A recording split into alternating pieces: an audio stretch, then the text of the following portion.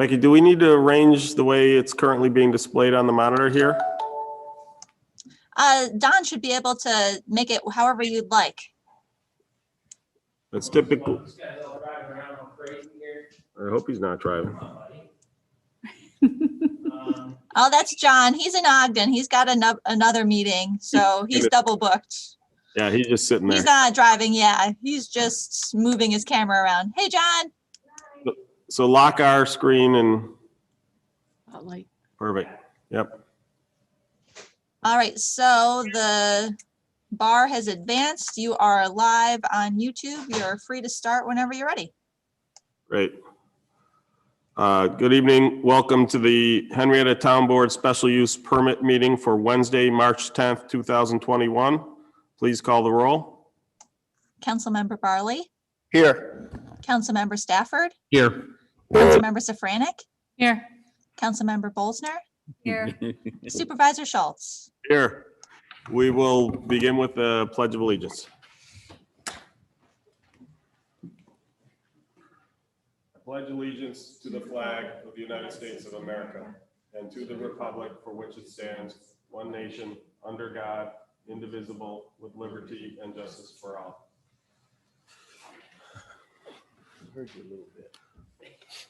First up, we have application number 2021-11, Richard Neslin, 1285 Erie Station Road, to have 2 pet goats in a rural residential zone district, tax account number 189.02-1-12, or is more particularly described in plans on file in the town clerk's office and posted online.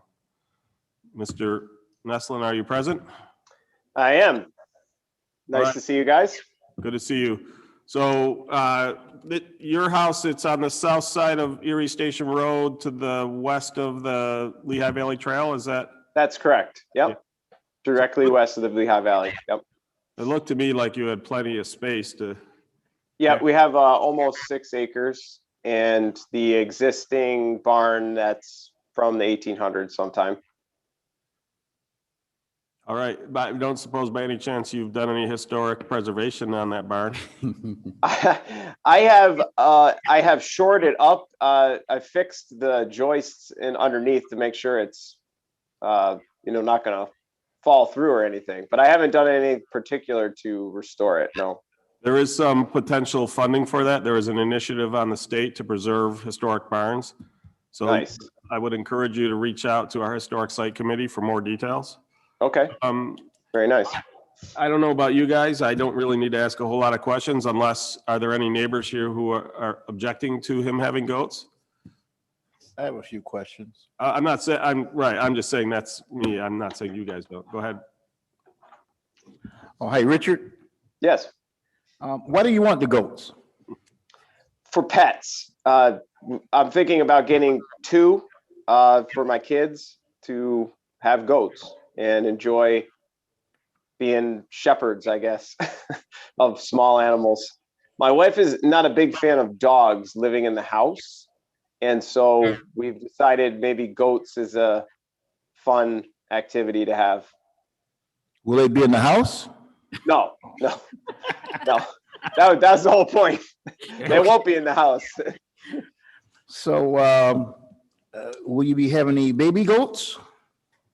Not at this time, no. We're gonna get 2 goats, either maybe babies or adult goats, and for the moment, we would not plan on having baby goats. You have any other pets? We have a cat. I was just reading, and you got to be careful with your pets, your dogs and cats, because I read that goat poop can have parasites in it or other things. Ah, okay. that could harm your animals if they eat it. We don't have anything on our books about goats. I don't really know so much about them. Your neighbor said it was okay for you to have it there.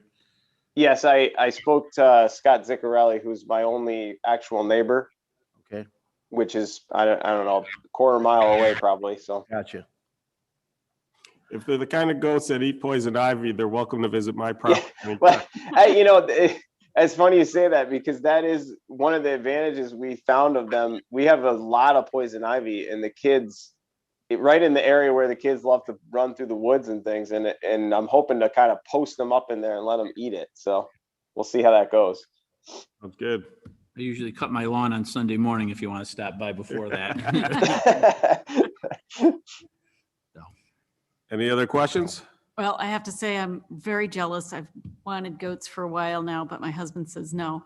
Do you have any idea what kind of goats you're planning on getting?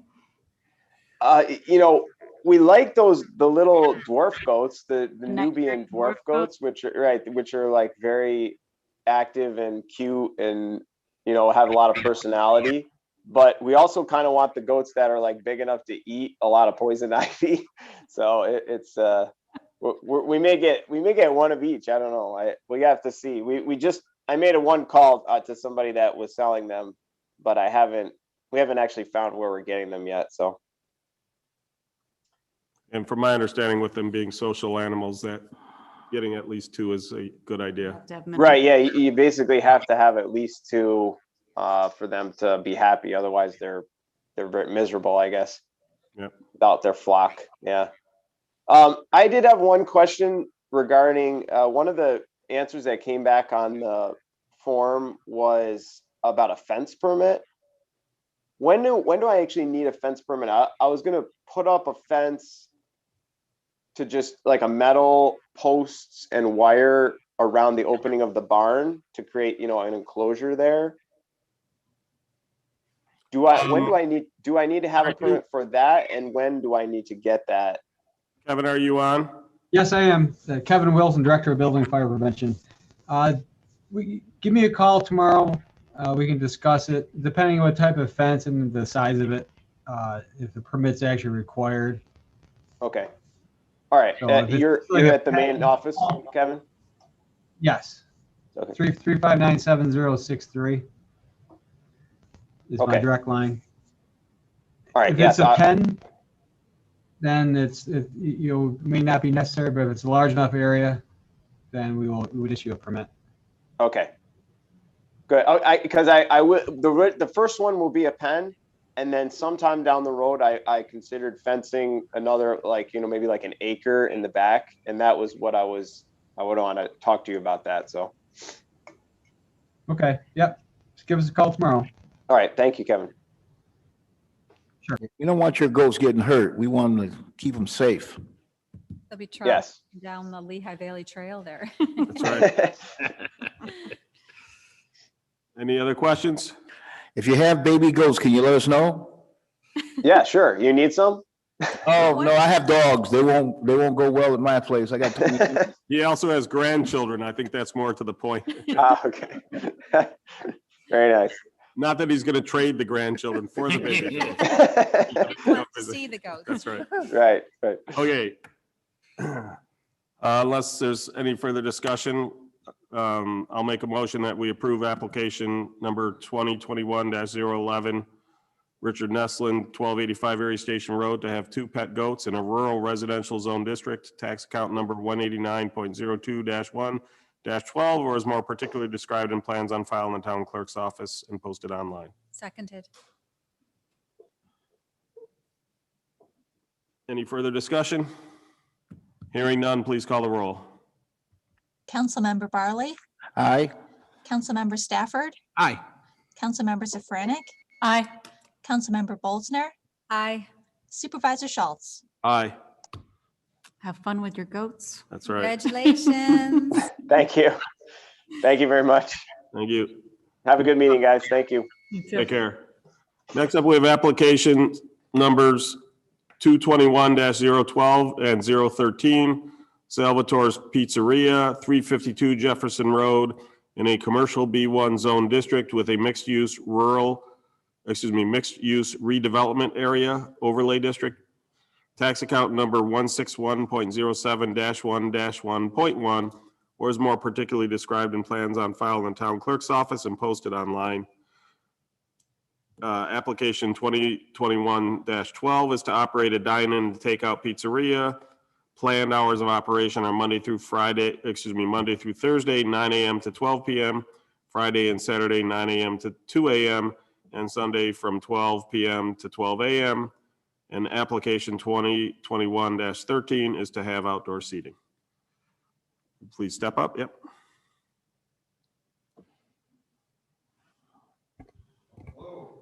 Hello. Okay. Ooh, the microphone seems to be off. There's a, well, Craig will get it.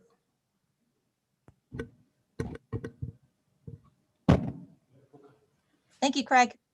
We've been on the hunt for a piece of property in Henrietta. So, Nick, could you introduce yourself? Sorry, and your Nick Pearl, affiliation? Salvatore's Pizzeria. I currently operate Salvatore's 1460 East Henrietta Road inside of the Rochester Sports Garden, and then one which is technically Chili, the other side of the river from RIT at Salvatore's 1735 Scottsville Road in the Ballantyne area.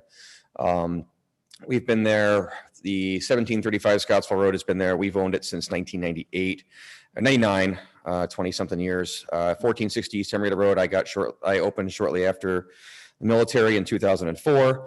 We've been operating. And you also do Scottsville? So I had the saloon in Scottsville, and the saloon was my baby, and it was the building that I got to buy and I got to renovate, and it's this beautiful historic building that we kept all the wood, reused all the trim, the original doors from upstairs are the face of the bar. It's just cool. It's this tuxedo cream, Salvatore's cream, we call it croissant, with black trim, and it's just all wood windows and all wood features, and it's just it's an awesome building, and it was great to be able to do it in my town. I live in Scottsville. And that's the vision here. The vision here, I've been with Salvatore's Pizzeria since I was 16 years old. I'm 38, I think now. I'd have to ask my wife. This vision in Scottsville's come up great. You know, our franchise has grown. A lot of our stores have dine-in with full bar and seating, and you know, it's great for the saloon's worked out great. It doesn't actually deliver because the delivery area belongs to the store that's on 1735 Scottsville Road. So this location is a great opportunity for us. It's closer to my Scottsville Road location than my East Henrietta Road location, and the plan is to consolidate those two locations into this new location. You know, now we're not as busy as we once were. You know, we don't have the lunch business that we used to have. So we're not, you know, I don't really have the necessity for two stores right now. I plan on opening a third, either in the southern part of Henrietta or in the southern eastern part of Henrietta. And honestly, the location of this store would probably open me up to doing more up in the South Wedge, just because I serve a strong hospital. So it's a great spot for us. The building's amazing. New York State currently owns it.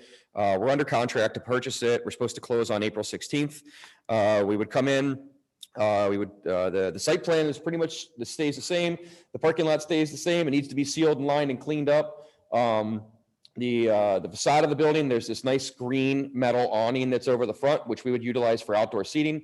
Everything that's green would get painted black, and the front of the building, I would paint my Salvatore's croissant color and give it that tuxedo look.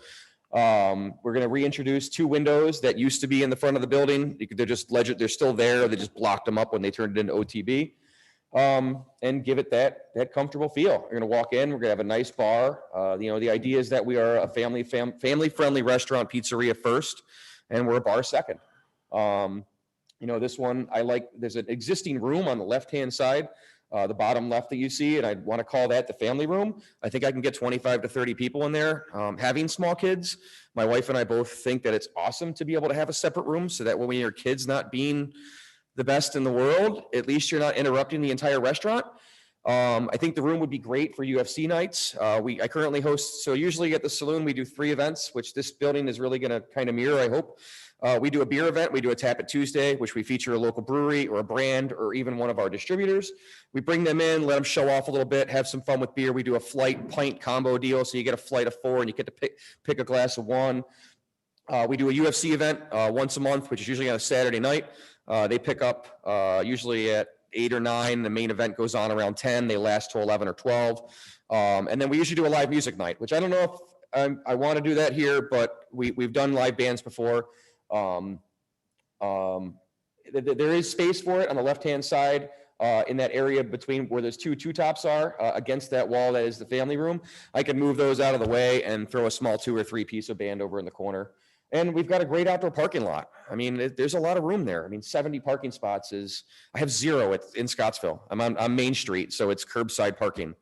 And my other two the Sports Garden, I'm really choked out because there's the Sports Garden.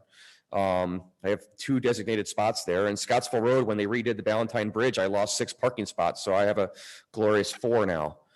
I'm excited. I think this is really going to be a good move for us. Great. Questions?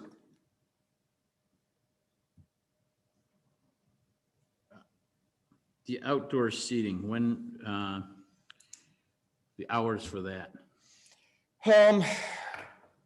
So I guess I'm flexible. So if that impedes anybody else, I'd like to know. But I mean, when we do live music, that band usually plays till, 1 o'clock in the morning. And while they're not playing outside and the doors are closed, people are still going to want to go out and smoke. And they're going to socialize outside because sometimes the band is loud. I mean, it's going to be if there's restrictions on it, I'm all ears. But I would propose to keep it open during business hours. If you want me to close it at a certain time, I'm flexible. The nearest residence I see would be over on Lightfoot Street, which is unfortunately, I don't have a scale here. Yeah, I don't know how that is as the crow flies. It's basically down behind the Golden Corral, so it's a good distance. Yeah, I would find it hard pressed that I can affect somebody that far away. Right.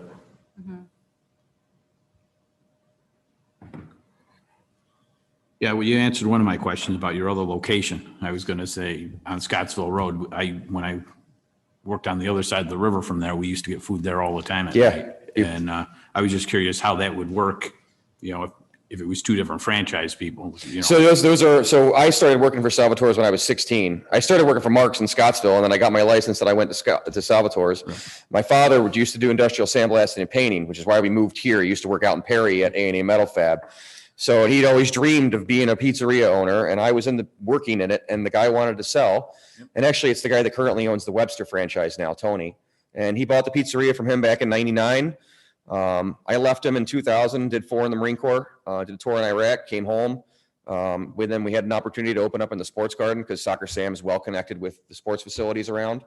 So this old snack bar came up, and it's the tiny little shoehorn store, and it's really tough to operate these small kitchens. HVAC's come a long way, and it's tough in these places, and it's tough not owning my building because I enjoy being a property owner. I take care of my properties. I mow my own lawn. I aerate. I seed. I want my place to look good.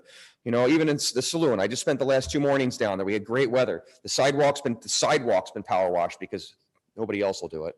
The sidewalk's been power washed. My parking spots have been power washed. I go down there with the leaf blower. I clean my place. I want my establishment to look great, and it just stinks because the landlords at my other places, they're not the same way. Everybody has their strengths and their weaknesses, and it just, I can only go to Scottsville Road and blow so many leaves and cut so many weeds, but when it really needs is a re-landscape.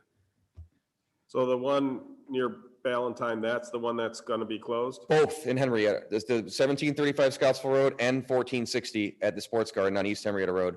I'm going to consolidate them both into one establishment. And it's going to be full new. There's no kitchen in there. It's a shell. So we're going in and putting all the top of the line, the captive air stuff in. They've made some really cool advances in captive air. It's actually the HVAC system, the way it's designed now, the HVAC and the exhaust hoods in the kitchen work together. So basically, instead of having a rooftop unit that recycles your air and it brings in, 10 to 15%, like is in every other building, because we have these exhaust hoods, we're actually going to put this unit on that brings in 100% outdoor air and tempers it. I mean, if it's 0 outside, it brings it to 80. If it's 100 outside, it brings it to 50. Humidifies it, dehumidifies it, does whatever it does, and dumps it into the building. And then the hoods just suck out whatever they want. And they work together. So the more heat that's in the hood, the harder everything works. The less heat that's in the hood, it turns down to conserve energy.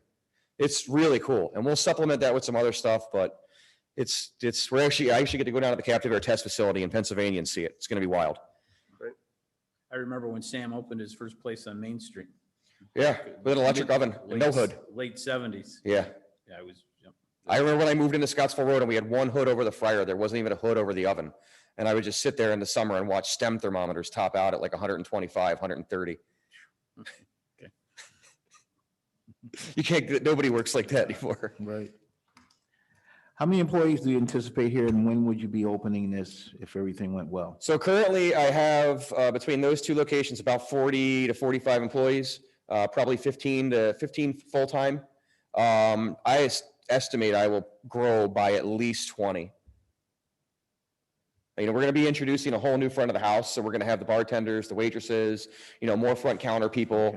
Okay. I have to build this place to do the volume that, I was doing before this happened. And Right. hopefully, it comes back, which I feel it will.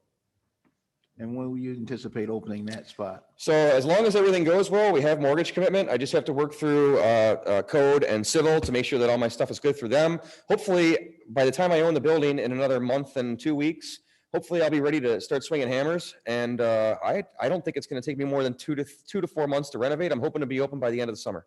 Gotcha. Okay. I want to be there before RIT comes back, for sure. Makes sense. Sounds good. Yeah. We haven't had RIT business all year. I mean, Right. here and there, but I used to send lunches and catering jobs over there. Insane, crazy stuff. Do Go ahead. do you own a building on John Street? My parents bought the property at 4 John Street back in 2002 with the anticipation of doing this. But the cost of building, back then, Henrietta was a little more difficult to work with, I think. The cost of the building was just, at their point in their career, they weren't quite sure what I was doing. So they just kind of let go, and we've operated, and here I am, That's the one that we did that thing the setback that we were for. just talking about for the setback, so that they'll demolish the old building but preserve the setback.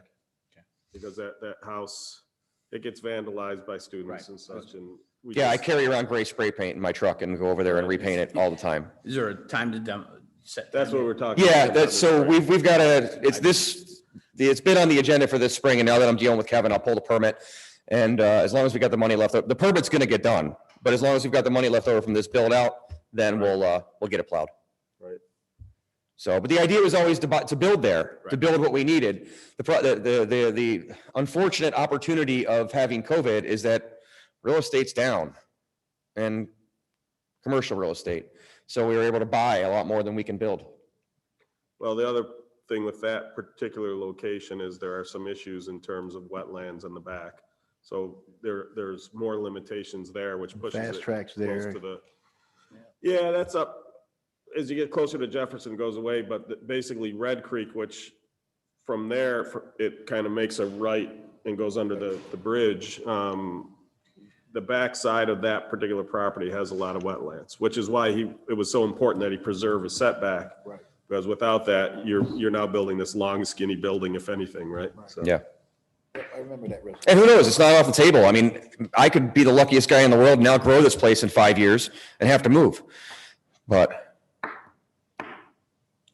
Okay, It looked like a great location. I Yeah. went by it. Yeah, when it's I a good went by it. location. Use for it. Mhm. Yeah. Yeah, it is good Great use for use. it. I love it. I love the parking lot design. Yep. It keeps my staff out back. It keeps plenty of room for customers. It's just, it just needs a coat of paint and freshened up and some landscaping and and a flagpole, and it's gonna look great. is there anybody online who wishes to comment? There is not. Okay. Any further questions? If not, can I get a motion? Mr. Supervisor, I make a motion to approve application 2021-012. Should I do them separately? Yeah, we should probably do them separately. Salvatore's Pizzeria, 352 Jefferson Road, in the commercial B1 zone district with a mixed use redevelopment area overlay district, tax account number 161.07-1-1.1, or as more particularly described in plans filed with the town's clerk's office and posted online. To operate the dine-in and takeout pizzeria, planned hours of operation are Monday through Thursday, 9 a.m. to 12 a.m., Friday through Saturday, 9 a.m. to 2 a.m., and Sunday from 12 p.m. to 12 a.m. Second. Any additional questions? Do we need to add anything about there with a bar? Or is it? No, I mean, the liquor authority handles that, but usually we ask to know whether they're doing it, and he'd already made it clear that. Yep. The only question I have is that I didn't hear delivery in there. I heard pick up and dine in. It It's says dine in and take out. it's in delivery. Take out, it says, doesn't say delivery. You wanted to say delivery? I don't care if you don't care, but I'm going to be Let's delivering add out of it there. Just to be clear. So to correct that, Well, with the motion, does he have to correct it, or can he just basically remove? I was only going to read to operate dine-in, takeout, or delivery pizzeria. Perfect. So that's the motion that's on the table. Second.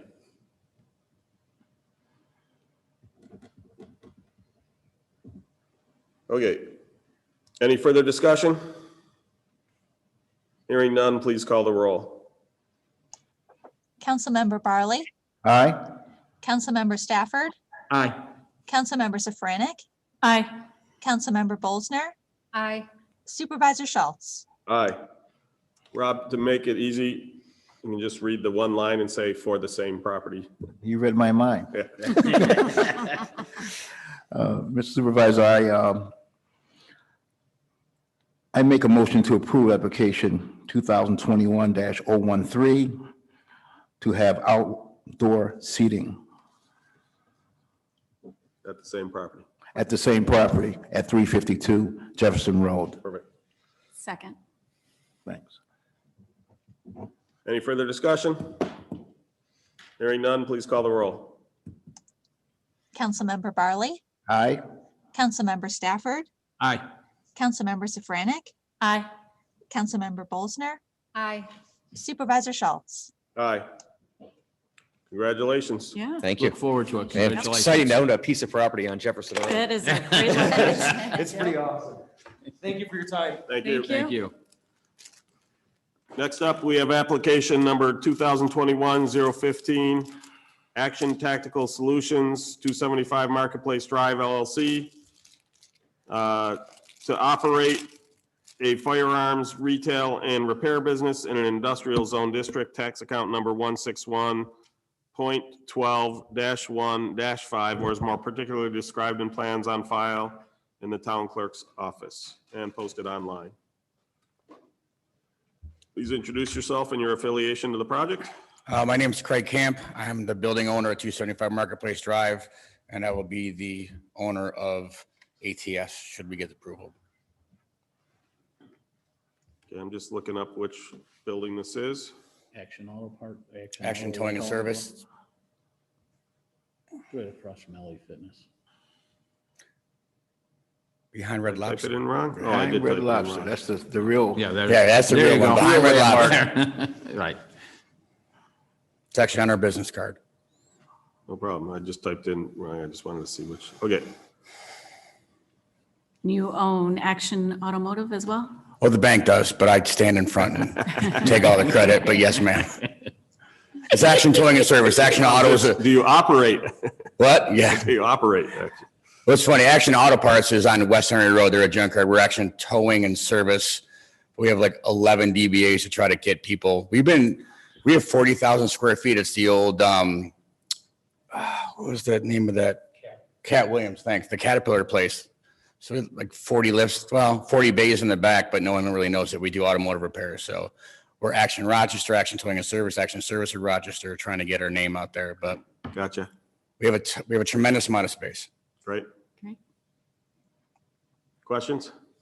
Why you want to own this? Well, with times being the way they are, we looked right now. We had a tenant in there, Image 360, formerly Signs Now.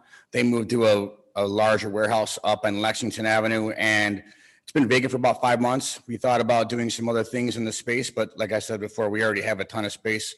Something that personally I'm interested in. I was an armorer when I was in the Army, so I was just doing a lot of talking with my friends, and it just seems like there's a need. I know there was a place in Henrietta about 5-10 years ago, and Cordell and I knew each other, so he's a good guy. I knew we worked together on a bunch of things, and I just felt there was a need with the changing times and people looking for home security, people looking to have questions answered. Dick's is no longer offering the sale of handguns, and unfortunately, there really is no place to get this stuff repaired. So I thought it would be a good business venture for a piece of property that we already owned and maintained. So what else will you sell? Will you sell ammo also out of there, or? Yes, sir. We'll try to sell ammo, home protection stuff. I have a friend that owns Action Security, which is just a coincidence that they have the same name. But we want to try to do a holistic approach with security camera systems, safes, all the things that would go together with basically home security. And would that also include firearm safe for people who have kids? Yes, sir.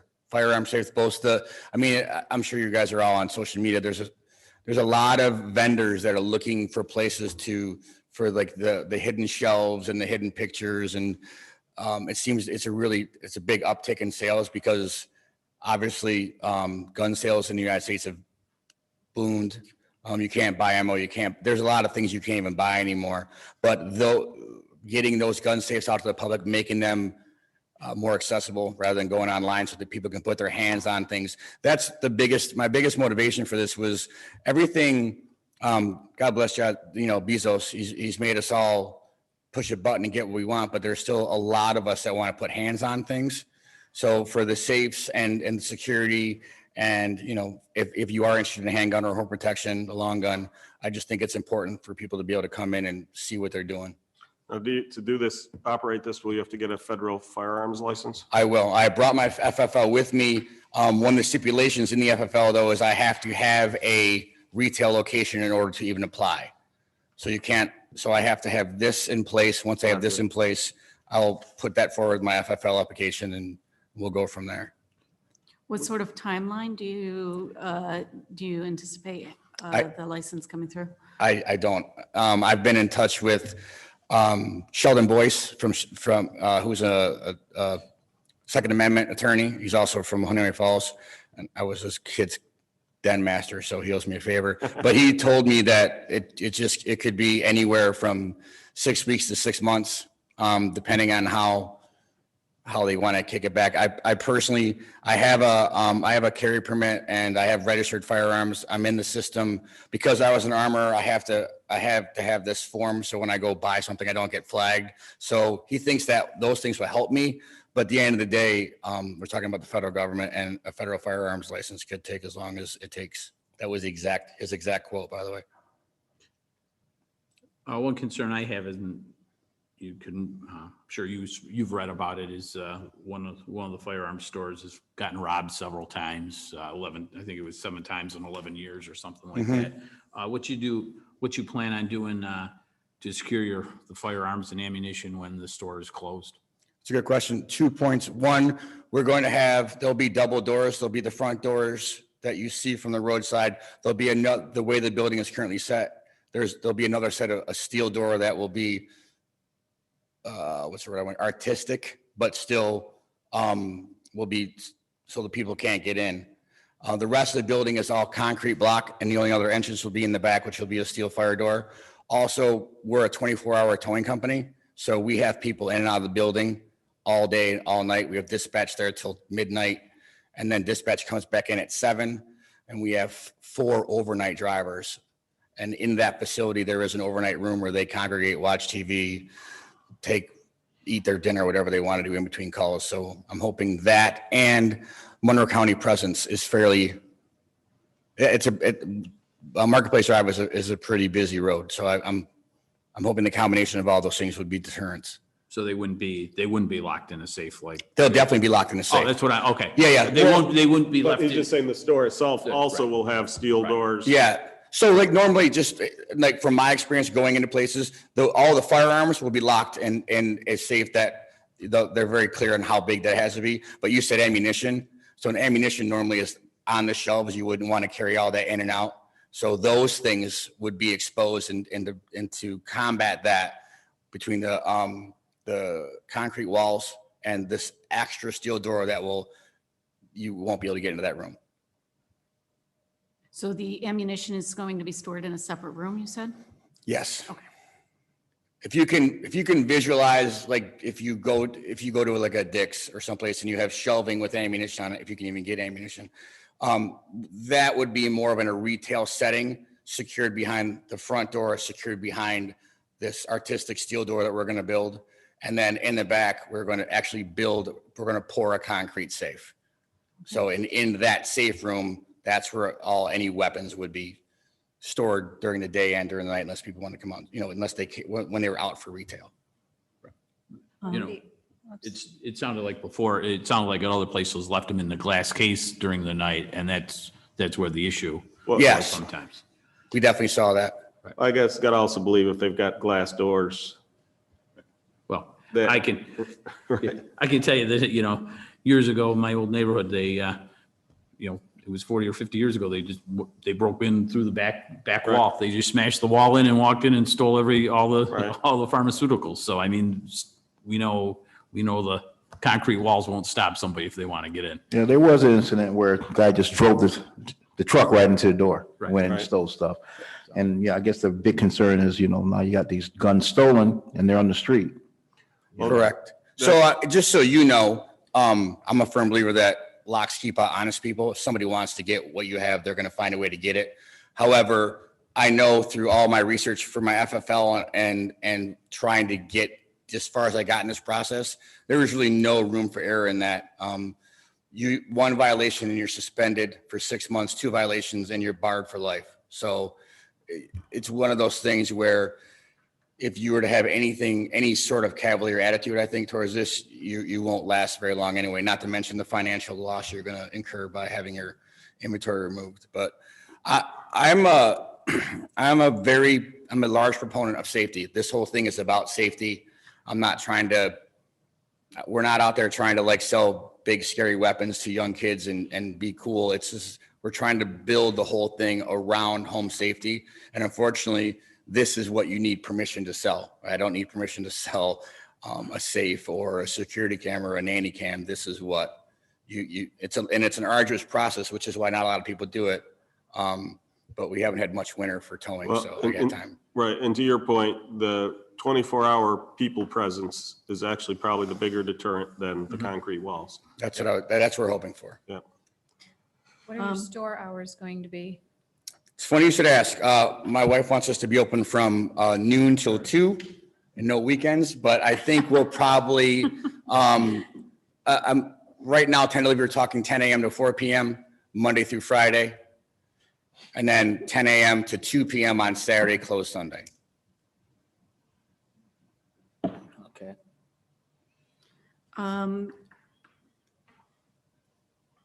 Do you have any plans or thoughts on education in terms of gun safety and maintenance? So right now, I don't know if you're familiar with the firing pin. So the firing pin is they're a local firearms dealers. They have a very, very good training course. I've been through it, so has my wife. My plan is to work with them. I just felt like trying to take in all of that at once would be a little bit much. So we're going to advertise their product. Hopefully our customer service keeps people coming back to us for what they want to buy. But as of right now, our plans are only to shuttle people over and get people exposed to the firing pin. As far as I'm concerned, as long as the more safety we can put out there and the more at ease we can make people, the easier it'll be to make some of these sales, and therefore, easier for us to have more retail. Right.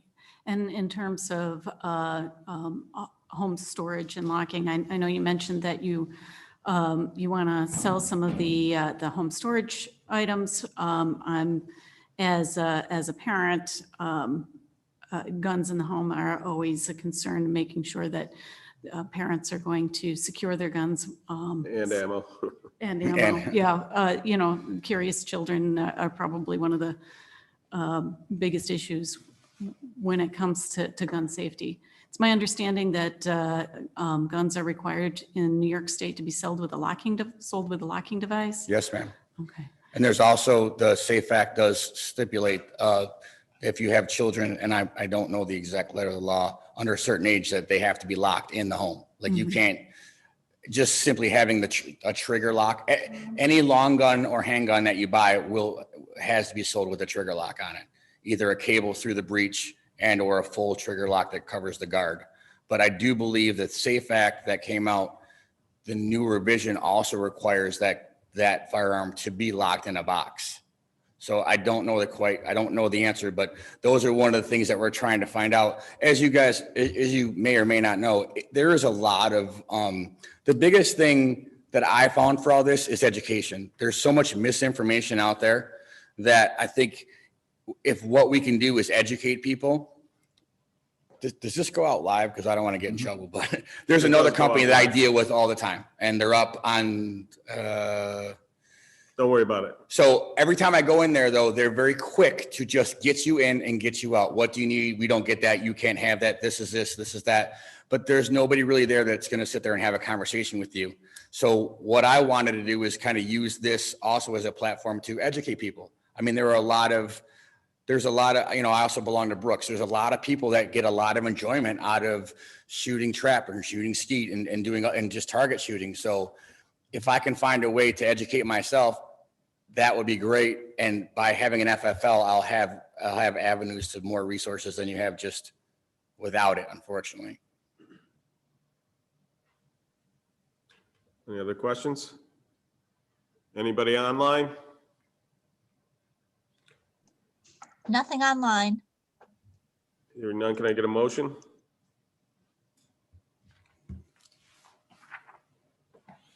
No motions, huh? I'll make it. I got it. Okay.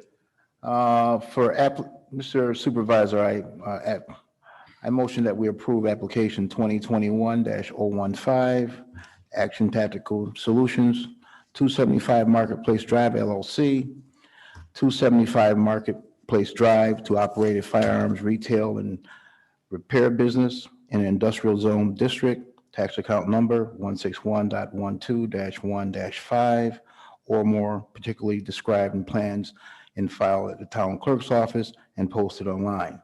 Seconded. Any further questions?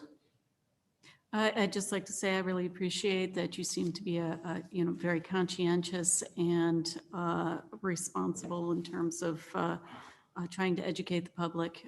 I think that's what we all want to see in Henrietta and keeping the public safe. Thank you. And Mr. Camp, make me proud. Yes, sir. I promise I will. Just want to make sure that, you follow any of the ATF, not only regulations, but the recommendations too. Yes, sir. I was born and raised in Henrietta, so I'm going to do everything I can to make sure my community stays as safe as possible. I know they have recommendations and Right. requirements, so I Yes. want to see the recommendations followed also. Thank you. Hearing no further discussions, please call the roll. Before I do, I don't know if we missed it. That I just wanted to make sure for the record, that was a motion to approve, correct? Yes, to Correct. approve. Okay, thank you. Councilmember Barley, Aye. Councilmember Stafford, Aye. Councilmember Safranek, Aye. Councilmember Bolsner, Aye. Supervisor Schultz. Aye. Congratulations. Good luck with the federal firearms license. Thank you. Thank you very much. Have a Thank great you. evening. Next up, we have application number 2021-016, Alliance Security Technology, 3800 West Henrietta Road, to allow outdoor storage of vehicles and RVs in a commercial B1 zone district with a mixed-use redevelopment area overlay district, tax account number 161.15-1-15, or is more particularly described in plans on file in the town clerk's office and posted, online. Do we have a representative from Alliance Security Tech? Did he have to go into his other meeting? No. John, you're muted. There you go. John? Yes, do you hear me? Now we can. Go ahead. Okay. Good evening, Mr. Supervisor, members of the board. This is John Sharaba with Land Tech representing the application this evening. This application and the owners of the property is actually Mr. Lou Pavone. And you may recall, completed a construction project late last year of a new car facility and warehouse on this property. And the business has been very successful. And during the course of the warehouse storage of cars, it became apparent there was a need for storage of RVs. So Mr. Pavone is proposing to create an 80 by 100-foot gravel parking lot south and adjacent to the warehouse building in the back of the property. This is approximately 16,000 square foot of gravel to store approximately 18 to 20 RVs. The RVs will be stored during the winter months from November to around April. He feels that, and that'll be completed by him by appointment only, that these vehicles will come in November, park and sit for the entire winter at this location. In the spring, people will remove their RVs and use them, for their own personal use. He does foresee that someone may want to stay longer and leave the RV, so he feels there might be about a 50% capacity during summer months where they might come in and pull the vehicle out, per trip or per vacation. We are proposing no new lighting, no new buildings, no new utilities, no new fencing. It's really just a gravel parking lot that's well screened from the road. I don't even think you'll see it driving by. And with the only room for 20 large RVs, I think the fact that they're there for most of the year, I don't think it'll have a negative impact on the neighborhood. And I mentioned that Mr. Pavone is going to operate that himself, just like he operates the warehouse building to the north of this site. And it will be by appointment only. No new employees are required for this application as well. So that's a kind of a quick overview of what Mr. Pavone proposes, and I can try to answer any questions at this time. So one of the things Councilman Stafford and I were discussing the other day, if you look at the fence that's currently on the property immediately to the south of the main auto place on this same property, there's a fence with a screen.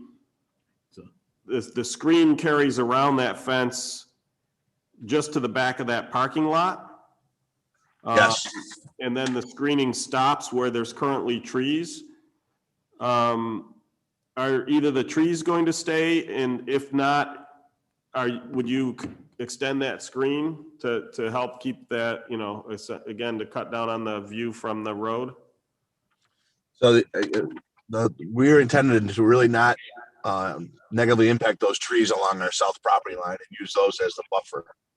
Right. There's a lot going on there. There's a drainage swale and things such as that. So I think a proposed fence would negatively impact that. So we'd like to keep the existing vegetation in place. And if you want to note that on your approval.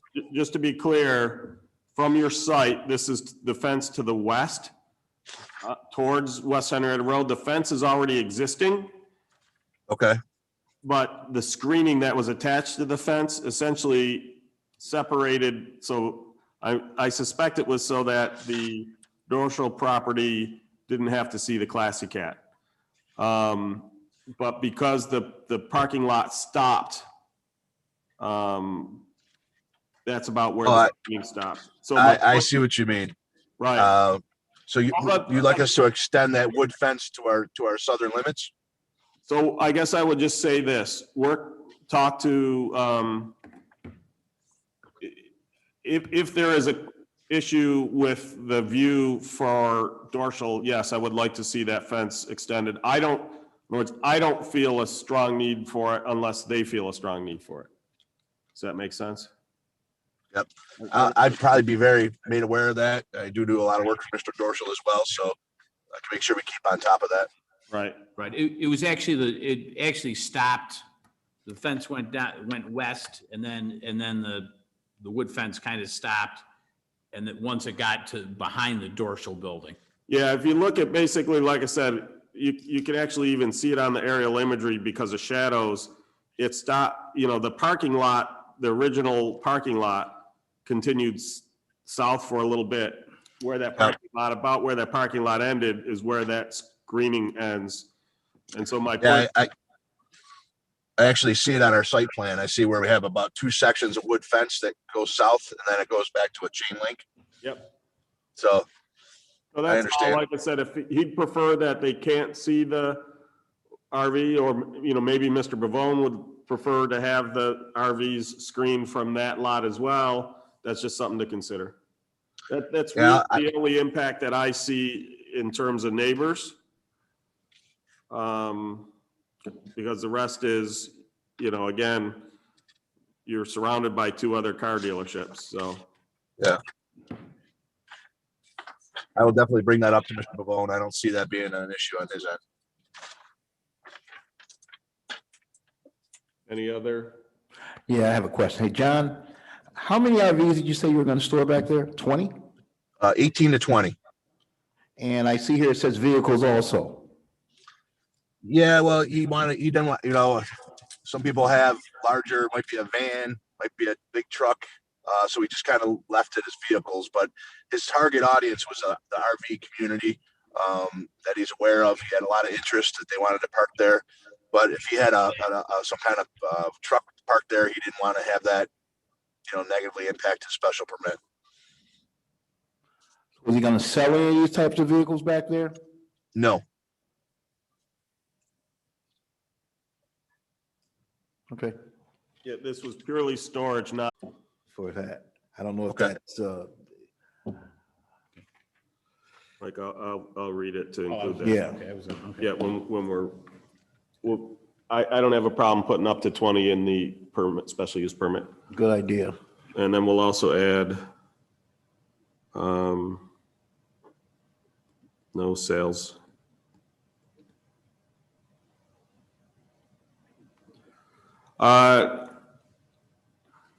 Kevin Wilson, do you have anything that you think we might need to add to this? I don't see any issues there, Steve. I'm not sure whose fence that is, if that's Lou Bavone's or Dorschel's, but, you know, if there's any modifications to it, just make sure the proper owner knows. Right, yep.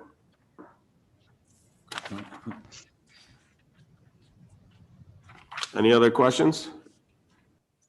I'll put forth so fellow board members, I propose that we approve application number 2021-016, Alliance Security Tech, 3800 West Henrietta Road, to allow outdoor storage of up to 20 vehicles and RVs, with no sales, in a commercial B1 zone district with a mixed-use redevelopment area overlay district, tax account number 161.15-1-15, or as more particularly described in plans on file in town clerk's office and posted online. Okay, thanks, Mike.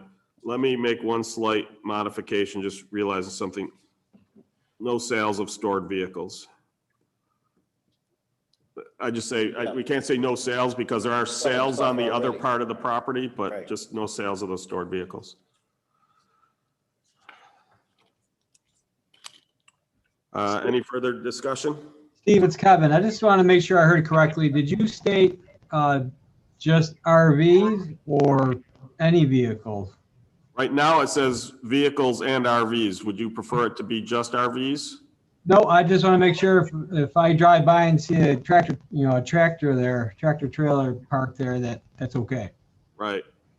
Right now it says vehicles and RVs. Okay, I'm good with that. Thank you. Any further discussion? Hearing none, please call the roll. Councilmember Barley, Aye. Councilmember Stafford, Aye. Councilmember Safranek, Aye. Councilmember Bolzner, Aye. Supervisor Schultz. Aye. Let Lou know he's good to go, and good luck on your hearing out in the west side there. Yeah. Thank you for understanding my time constraints. I appreciate it. No problem. Thank you. Have a good evening.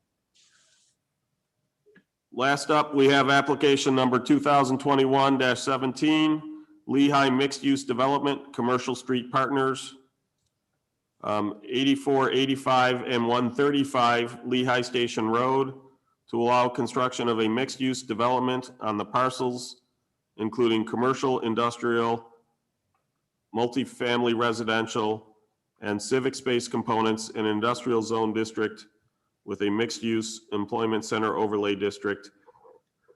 Tax account numbers 174.02-1-43, 174.04-1-21.1, and 174.04-1-21.2, or is more particularly described in plans on file in the town clerk's office and posted online.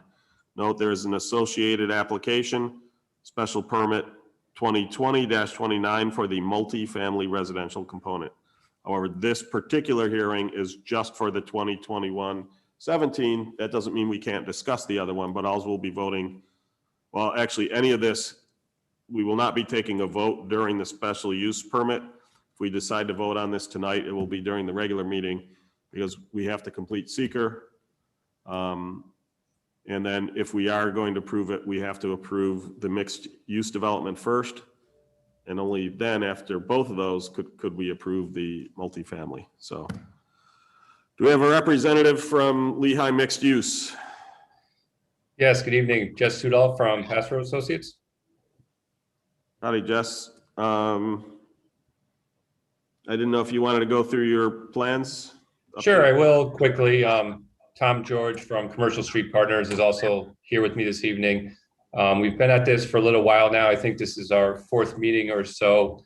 As mentioned in the agenda and also discussed last month, we are requesting for the entire project 2 special use permits, although this particular hearing is just for one of them. The first one is for the establishment, or the one that we're considering this evening, of the overall mixed use district for both sides of the road, the northern portion and the southern portion. And then the special use permit specifically for multifamily housing on the north side of the site. There's not a terrible amount that has changed recently on the design. One thing I do want to point out is based on input from various stakeholders at the town, we have modified the southern half of the development, which is the industrial area, to include a future connection road that would extend over to the east, over to either Wiregrass or John Street, based on the potential development plans of the property owner immediately to the east of us. But we've updated our concept and our site plan to make the provisions to allow that potential future connection, so that there would be the ability to build a dedicated road that would go from the southernmost access point to the Riverwood Tech Park, through our parcel out to the east, and then over to either Wiregrass and John Street. That's something that both the county and town have expressed interest in. So we've updated our plan to ensure that everything that we do wouldn't prohibit that, in fact, would encourage it. We also do think it adds value to our development plans. On the north side, the residential portion, not much has changed there. We have submitted a phasing plan, so that's on file. The phasing plan addresses the entire development.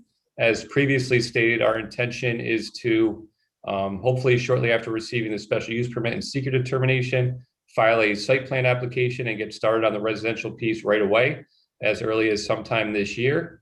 And then shortly thereafter, start to do a phase-by-phase approach with the industrial areas. And that's going to, again, depend on the specific users as they come along. We don't have any that we're signed up with yet. We do have a lot of interest. But again, those industrial users are really looking for shovel-ready projects. And until we have a special use permit and seeker determination, we're not yet able to advance those conversations. But we're certainly very hopeful that if the project is approved this evening, that those conversations would follow shortly. We've also spent a significant amount of time the last month working with the town and as well as the county on the traffic study, agreeing to the proposed improvements.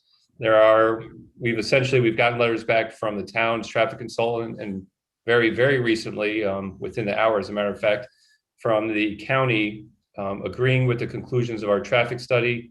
We will require project-specific improvements, which include some shoulder enhancements at our 3 access points on Lehigh Station Road, 2 on the southern portion to the industrial and 1 on the northern portion to the residential, which would allow essentially where vehicles are waiting to take a left, people trailing those vehicles would have the ability to get around them safely.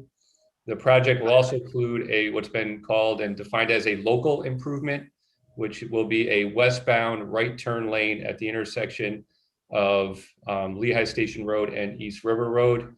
The applicant has agreed to pay into the East River Road Fund, including monies that would be slated for that specific improvement at such time that the county reconstructs that whole intersection. For those board members who may recall, the property owner to the west of us at the Riverwood Tech Park has agreed to numerous improvements.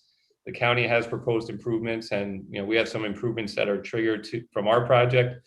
It only makes sense that they would all be constructed at the same time. And we're of course willing to pay our fair share of that.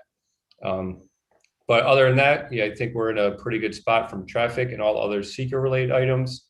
We are of course happy to answer any additional questions, but again, I do think this has been pretty well vetted for the last 5 or 6 months or so. So just to bring all the board members up to date and anybody listening online, we had some discussions with the Monroe County Department of Transportation, most of which Jess has gone over. But one of the things that, as we discussed, as he already mentioned, the belief was it makes the most sense to do all that at the same time, because if you have those hard seams, that's where the pavement is more likely to break apart. So if you can do that all at the same time, you're going to have much greater chance of that pavement lasting. In addition, we've looked at potential future expansion. Currently, they're looking at, so one of the changes that will happen at some point with the Riverwood Tech Campus is that the northern entrance from that tech campus, which currently is offset from Lehigh Station Road, would be moved such that the Lehigh Station Road intersection with East River Road becomes a four-way. The current plans call for a straight and a left turn. So basically one lane would be for straight and left, and the other turn would be right. Depending on what happens in the future with this traffic, we wanted to be able to make sure that if we ever needed to go to 3 lanes, so a left, dedicated straight, and dedicated right, that there would be enough right of way. So in talking with this developer, they expressed a willingness to cede a portion, essentially a lane's worth of land. It might be a little bit more to that due to the changing in elevation, but they're going to negotiate that or discuss that with the Monroe County DOT. But that basically, according to Chris Martin, the correct term is right-of-way taking. So basically the right-of-way would be widened right near the intersection. The current right-of-way has enough room to do an expanded, lengthened right turn lane, which was what the previous, for those who don't recall, there was a previous approval in 2017 for a series of multifamily apartments here, and the local improvement they were going to do was that extended right turn lane. As we mentioned, it made more sense to just do that as part of the overall project. And so based on the amount of traffic that will be put on East River Road, this development will be putting $128,400, if I remember my numbers correctly, towards that effort. That money will be used to make the changes. But in the short term, we do not expect to need to use that right of way. But one of the things is it makes sense to get it now in the event that it is needed in the future. And especially if you look at their plans, they don't call for any specific use for that area.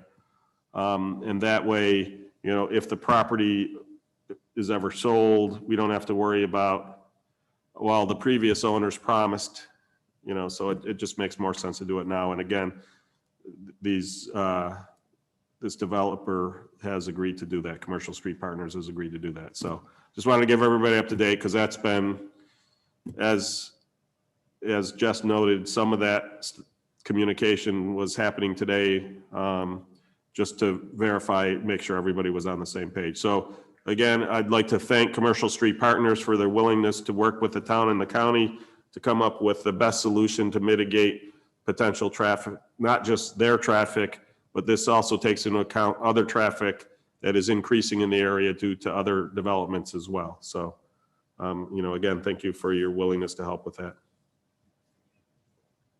Questions? Again, I know we've had lots of opportunity to ask questions and we might have them all, but just in case there was anything new. One other thing I'll note, in discussions with the county on the parcel to the north, they're looking at some different ways to mitigate their particular traffic issues. One of the things the county had asked is, could they bring the industrial traffic south out to Lehigh Station Road? I didn't even really bring it to these guys because I'm not a fan of bringing industrial traffic by residences.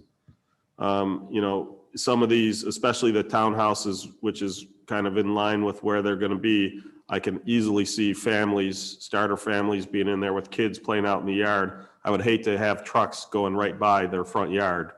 So I don't even consider that an option. One of the things we have discussed is, and again, it's irrespective of this particular application, is could they, you know, potentially bring it out using the northwest corner of this particular property to get the Larkin Industrial Road so that it meets at the light across from the lodge.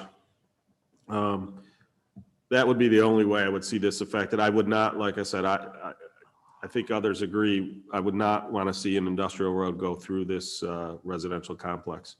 And I suspect, like I said, I didn't even really bother to bring it forward because I would suspect Commercial Street Partners wouldn't want that either. Right. That's correct.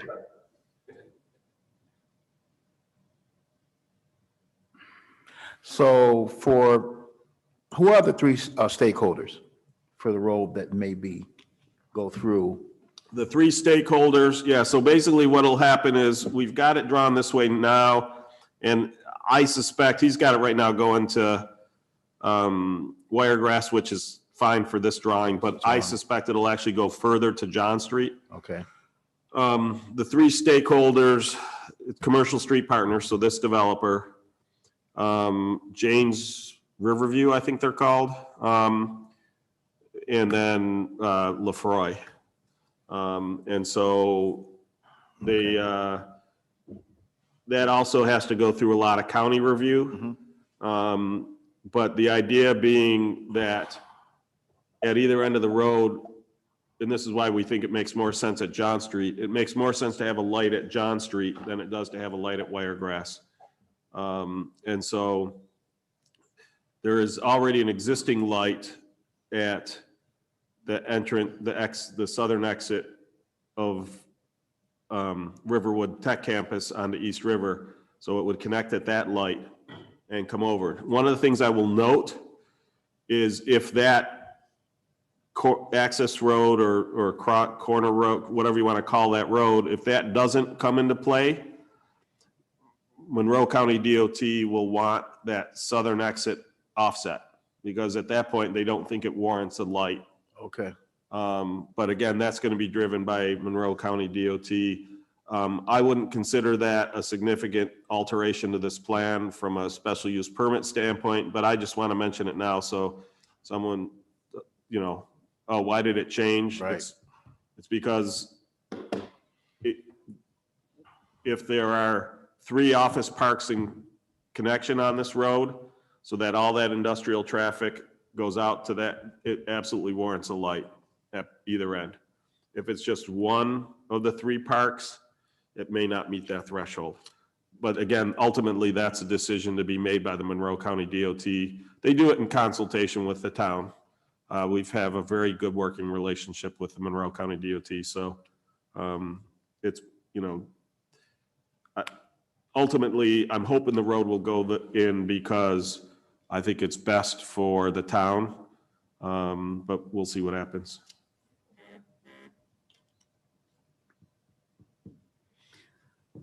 I will note that the industrial park is part of phase 2, so there's time to make that, to figure that out. And like I said, hopefully, I know two of the three parties are interested in it. The third party is willing to do it, but he's trying to use it as leverage to get some property rezoned. I'm not interested in seeing it rezoned, so we'll see what happens there. Gotcha. He wants the industrial land to continue to creep further south. But we've talked before about that the industrial land stops at the utility lines.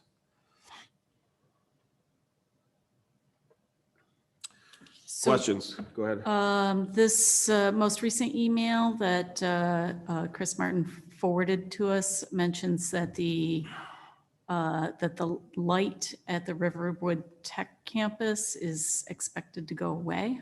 So that's what I was saying. If there isn't this additional traffic Okay, I see. from that road, that light will go away. Without a light, they don't like an uncontrolled four-way intersection. They would much prefer it be offset. Okay. So if the road doesn't go through and the light goes away, they'll want that entrance offset. Mhm. If the road does go through and the light stays, then it would stay a four-way. Okay. He just wanted to let people know so there wasn't any surprise down the road. Hey, I thought we talked about this was going to be a light, or it is a light currently. And part of that has to do with they were trying to discourage the use of the northern entrance because it's in such an awkward location. If this weren't going in, once there is a four-way intersection at Lehigh Station Road, the county envisioned that southern entrance light going away. However, they have agreed that if this road goes in, it makes sense to keep it there. Either way, I'll point out if it goes away, they just take the light heads down. They leave all the poles and cabling in place, so it's very easy for them to put it back. So it's distinctly possible, depending on the phasing and timing of things, that what you'll see is the four-way intersection at Lehigh Station goes in, that light goes in, the one on the south entrance goes away. A year or two later, they build this connection road, they'll put the light back up.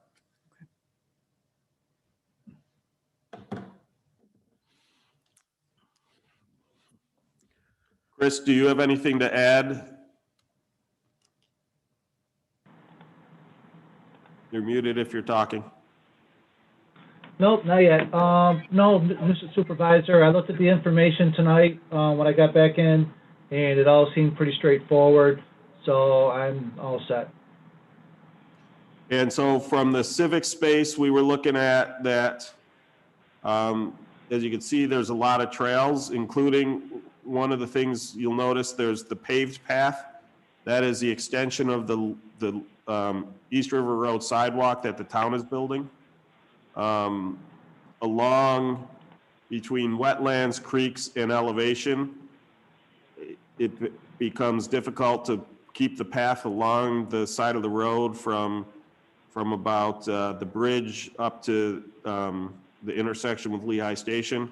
So these developers have agreed to bring that trail through their property and then connect. As you can see, they have some additional stone dust trails. They have a couple grassy field civic areas, as well as a nature conservancy area. And then one of the other things that it used to be noted, I don't see it on here right now, there was the area is still empty, but it's just not noted on here. There is a area that the State Historic Preservation Office had identified as a area of historic conservation. And so it's immediately to the east of the house that you see is on a separate parcel. And it's where that stone dust trail bends up. That area there is being preserved as open area because there's potentially historically significant artifacts buried in the ground. And that was just an accidental omission. That still exists and will still be part of the project. We can't touch that area and don't plan to. Right. Yeah, I knew it's still, in fact, we've got it as one of the conditions on the special use permit, is that has to stay, but I knew you knew that anyway, but I just wanted to point it out to people because it didn't get copied over to the new plan. Anything else? Any other questions? So like I said, gentlemen, we've got basically 3 resolutions. The first one is to consider the seeker determination. The second one is to determine the mixed-use development special use permit. The third one is to determine the multifamily residential component. But that's part of the main meeting. Sounds great. Thank you. Thank you. Well, it looks like we have, let me actually just officially close the hearing for application number 2021-17, since we don't have a resolution now. But that concludes our agenda. We had one application that was withdrawn by the applicant and property owner. That was for Rock Beach Aquatics. They just weren't, they couldn't get everything ready in time for their presentation, so they withdrew it. It'll be at a future meeting. So we have a little break. Okay. So hearing no objections, this concludes the Wednesday, March 10th, 2021 Henrietta Town Board Special Use Permit meeting. Have a good evening. Okay, I'm just going to stop the YouTube stream, but we'll keep the Zoom going for anybody who's in here. You can just hang tight and we'll see you